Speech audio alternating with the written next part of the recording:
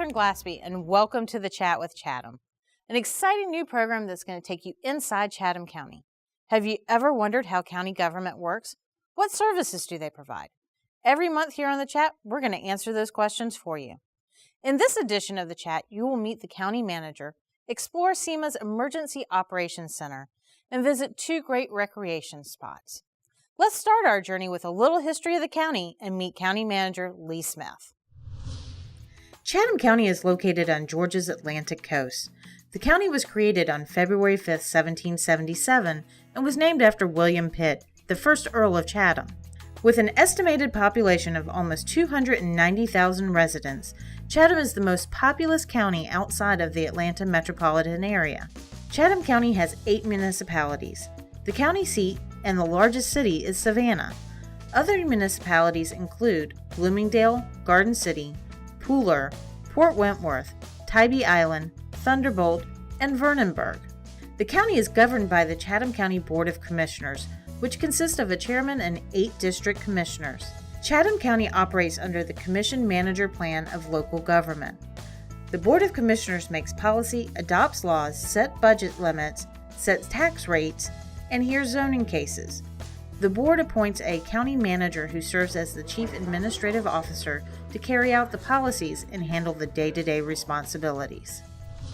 Hi, I'm Lee Smith, Chatham County Manager, and pleased to introduce a new series on Channel 16, which is the Chat with Chatham. What we're wanting to do as your local government is to demonstrate what Team Chatham's all about. From departments, from recreation to public works to our court system, we want to educate our community on what your government's all about. Also, there are a lot of gems and treasures in Chatham County, some of which you may not have explored. So we'll be looking at those, for instance, some of the parks, to the islands, to downtown. We'll be introducing those things.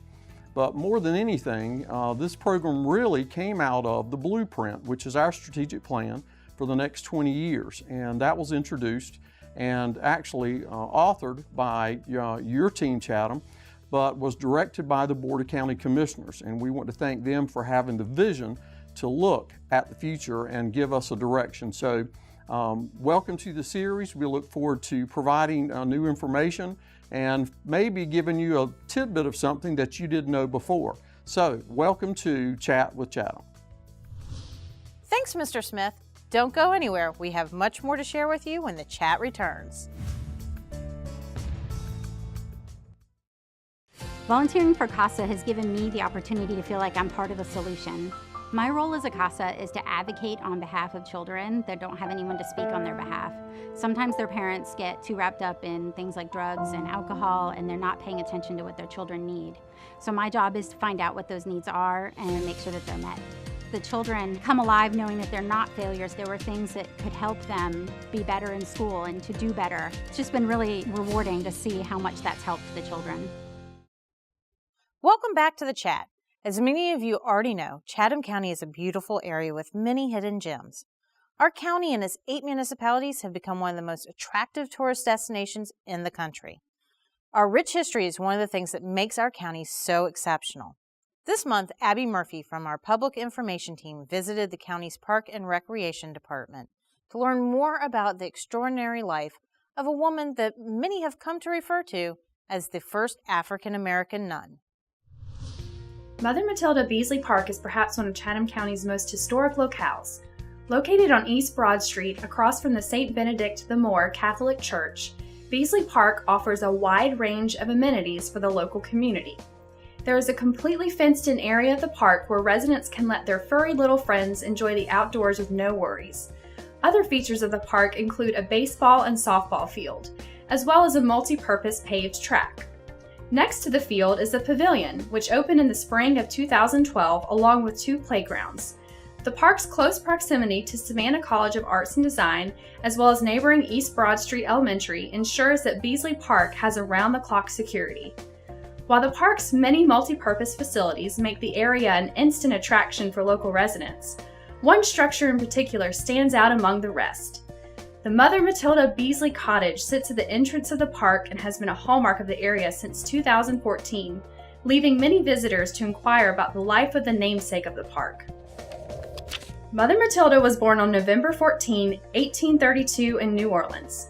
Her mother, Caroline, was a slave and owned by James C. Taylor. During this time period, the state of Louisiana was predominantly of Catholic faith. Therefore, slave owners had to adhere to the state's Code of Noir. They followed the Catholic teachings, and so it was required that people who were masters and had servants or those who were enslaved as part of their sort of household were required to baptize those people. And so we found her baptismal record, and in her baptismal record it indicated the date of her birth. Little is known of Matilda's early life in Louisiana, nor is there record of how she achieved her freedom to move to Savannah as a young woman.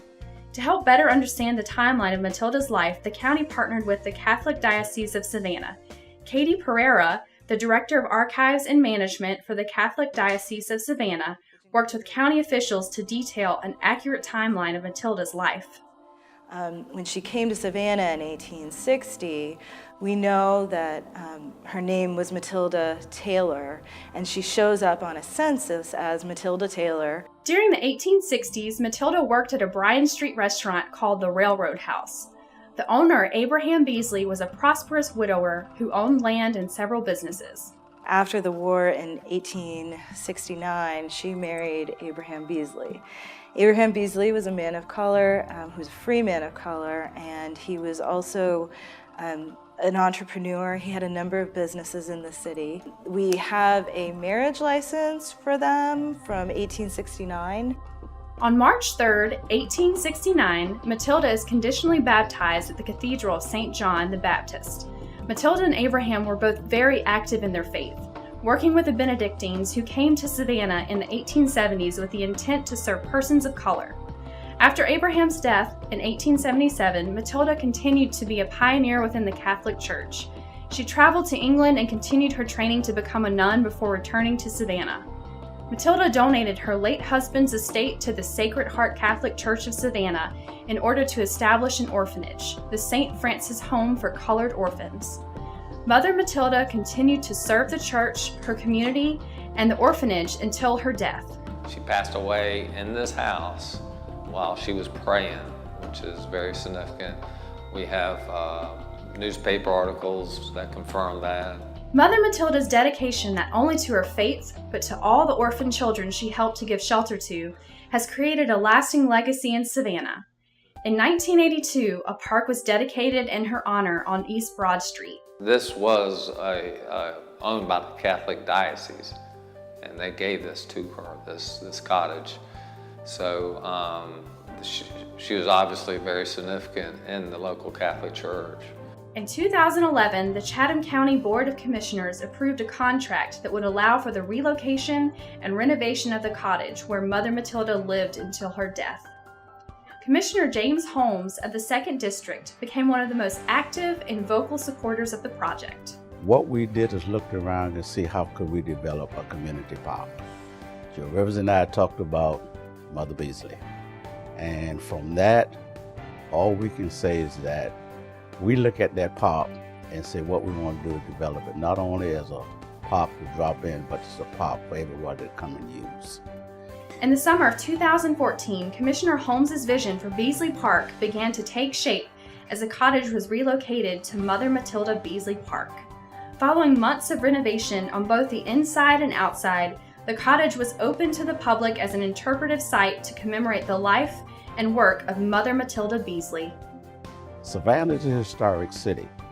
Everybody's stories being told. Everybody come from all over the country, come to Savannah.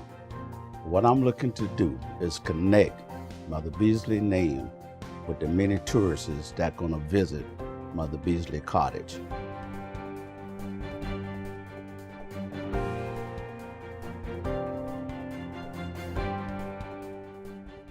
Abby, thank you for bringing us that inspiring story.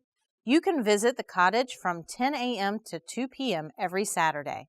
The cottage is located in the Mother Matilda Beasley Park on East Broad Street. To learn more about Chatham County's parks and recreation, such as park hours, locations, and facility rentals, visit us online at parks.chathamcounty.org. You can also follow us on Facebook by searching for Chatham County Parks and Recreation and liking our page. Chatham's location along Georgia's coastline often presents unique challenges and has us looking at the weather, which leads us into what is perhaps one of the county's most visible departments, Chatham Emergency Management Agency, better known as CEMA. CEMA is the county's first line of defense when it comes to dealing with threats we face involving severe weather, emergencies, and disasters. Chelsea Sawyer, Emergency Management Specialist and Community Outreach Coordinator for CEMA, takes a closer look at the pivotal role that Chatham Emergency Management plays in our community. What happens when a disaster strikes the community, or a hurricane threatens to landfall and people need to work together to develop a response? They rely on the Emergency Operations Center, or the EOC. Think of the EOC as a facility where key partners coordinate the behind the scene. The EOC is a centralized facility where local, state, and federal workers come together to respond to an emergency event. These partners are brought together to ensure we can meet the needs of our emergency response teams working in the field. Chatham County has 2 EOCs. The primary one is located in the old courthouse in downtown Savannah. There is more than 8,000 square feet of workspace. In each of our EOCs, we have multiple workstations for our partners. We support all municipalities with 87 workstations in the downtown EOC and 62 workstations at our backup EOC. The EOC is activated for different events and emergencies and is a secure environment. In 2016, the Annex EOC was activated during Hurricane Matthew to support the county during its first mandatory evacuation since Hurricane Floyd in 1999. We also activated the EOC for Hurricane Irma in September of 2017. In addition to large-scale emergencies, the EOC is also activated to support planned events such as St. Patrick's Day festivities each year. Each workstation is staffed by representatives and various organizations throughout the county, including Metro Police, Savannah and Southside Fire, the American Red Cross, the Coast Guard, the Georgia Emergency Management Agency, and even CEMA volunteers. Each staff member participates in annual training and exercises.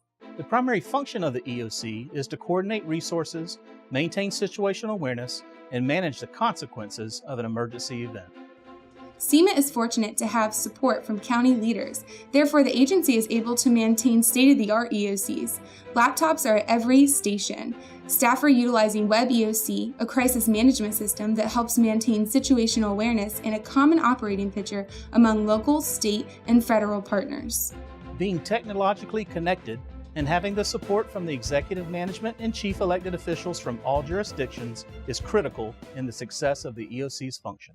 So the next time a hurricane threatens the county's coast, or if a major disaster should strike, experts will be working around the clock in the EOC, making sure response and recovery needs are met.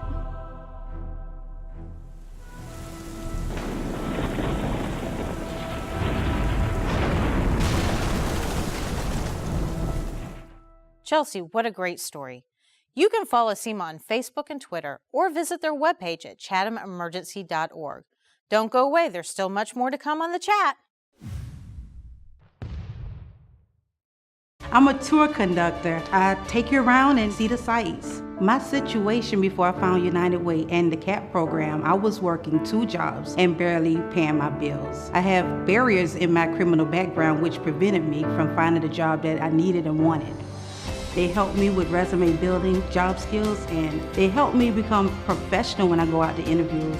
Because of United Way and Step Up Savannah, I found a job that I'm passionate about and really love, and I'm going places today. In this episode of The Chat, I have mentioned how beautiful Chatham County is. Nowhere is that more apparent than the county-owned Henderson Golf Course. Let's take a look at this striking and challenging golf course. Henderson Golf Club is a beautiful 18-hole championship course conveniently situated here in Savannah.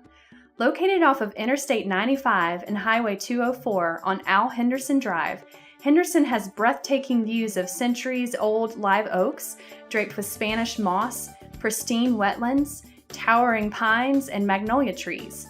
Golfers will find the front 9 holes open and rolling like a traditional links course, while the back 9 offers tree-lined fairways in a natural setting. Henderson is a par 71 layout that covers 6,700 yards. Owned by Chatham County, Henderson is one of the many alluring attractions within the Parks and Recreation Department. Until recently, the golf course was managed and maintained by a third-party company. However, less than stellar upkeep and complaints from nearby residents prompted county management to take a closer look at the general welfare of the club.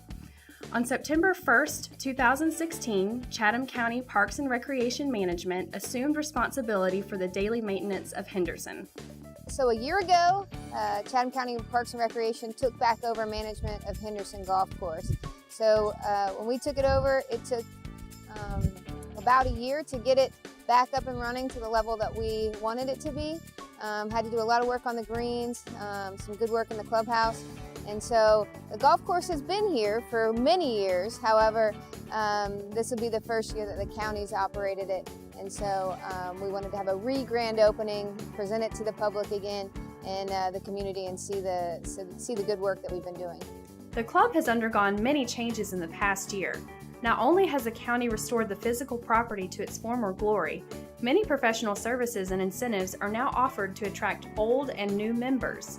One of those enticements is the addition of golf professional Gordon Gannan. We caught up with Gordon at a recent Beat the Pro challenge to get his perspective on the changes that have taken place. We're in really good shape and that we're out here. I think a lot of people have kind of lost that. I know some folks, they heard about the transition or that the last management company was no longer here. And I think a lot of people are under the impression that we're not open. And yeah, not only are we open, but we're in great shape right now. So it's a really good time to come out and play, for sure. While Henderson's eye-catching scenery alone is enough to attract tourists from all over, the complexity of the course itself is the real standout feature for the passionate golfer. It is a course where accuracy and finesse are paramount over length. Significant undulations combined with generous collars require a delicate touch at each green. Well, the biggest thing is the layout. It's very different from a lot of the other golf courses. A lot of other golf courses are very wide open. You really don't have to think about anything. When you hit shots, you kind of close your eyes and take a swing and go find it and hit it again. Henderson Golf Club, a little shorter golf course, a lot tighter. You kind of have to think your way around things. You kind of have to pick your shots. You can't hit driver everywhere. So it really challenges all aspects of your game. The course may be challenging, but that shouldn't be a deterrent for those who have never played the sport. Well, I am not much of a golfer either. I play maybe 3 or 4 times a year. I've played this course. There's definitely some challenges to it, but it's definitely beginner friendly. I would be a beginner, I would say, and I played it and didn't lose too many golf balls. So that's always a sign. If you don't lose too many balls, I think it's not that hard of a course. The Parks and Recreation Department recently held a grand opening at Henderson Golf Club. This gave current members and local residents a chance to see firsthand how much hard work the county has put into bettering the club. September 2nd, it's Labor Day weekend. Yeah, it's kind of like the 1-year anniversary, if you say, of the county taking over operations of the golf course. And yeah, we're going to have all kinds of fun stuff. We're going to have, I think, a moonwalk for the kids. We're going to do some demo stuff on the range in the shop, and we're just going to have everything in the golf course on display for everybody. Even as the staff celebrates the achievements they have accomplished in revitalizing the club over the past year, management continues to look towards future improvements. Just aside from the golf course being in good shape, you know, we do offer memberships out here for a great value. We do lessons, we do re-gripping, and here coming up pretty soon, we're going to start doing some golf fitness as well. So all those things, amenities are available here at Henderson Golf Club. So if you're looking for an enjoyable and unique playing experience, Henderson Golf Course just might be the hole-in-one for you.